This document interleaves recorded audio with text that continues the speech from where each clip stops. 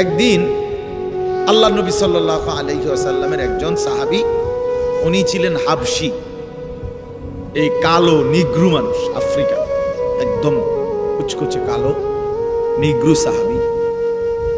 আল্লাহ নবী সাল্লাল্লাহু আলাইহি ওয়াসাল্লামের কাছে আইসা উনি একটা কথা নবীজিকে বলছে, ইয়া রাসূলুল্লাহ, আমার একটা বিষয় জানার ছিল। আল্লাহ নবী সাল্লাল্লাহু আলাইহি ওয়াসাল্লাম বললেন, বলো।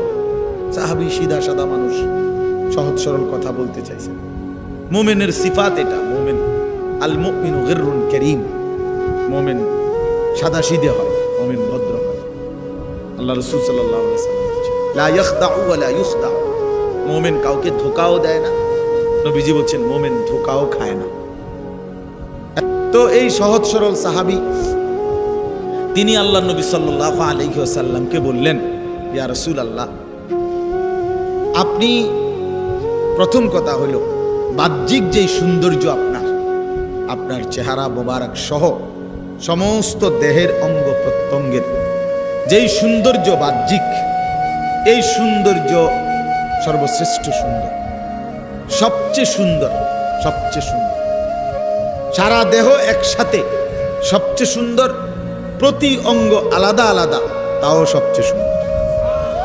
তো আপনি সবচেয়ে সুন্দর, সর্বশ্রেষ্ঠ সুন্দর, আর আমি কুৎসিত কালো। কাজেই বাহ্যিক সৌন্দর্যের বিবেচনায় আপনার সাথে আমার কোনো তুলনাই চলে না।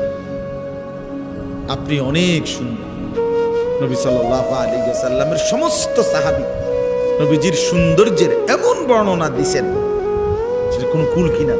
শামায়েলের কিতাবের মধ্যে, শামায়েল মানে রাসূলুল্লাহ সাল্লাল্লাহু আলাইহি ওয়াসাল্লামের শুধু চেহারা, সুরত, চলাফেরা, উঠা বসা, এগুলোর আলাদা বর্ণনার উপরে কিতাব আছে, ওগুলোর শামায়েলের কিতাব, শামায়েলে তিরমিজি, শামায়েলে নবী, যেখানে সাহাবায়ে কেরাম খুব মজা করে করে, জোশ, আনন্দে, খুশিতে নবী সাল্লাল্লাহু আলাইহি সাল্লামের বাহ্যিক সৌন্দর্য, আভ্যন্তরীণ সৌন্দর্যের বর্ণনা দিয়েছেন।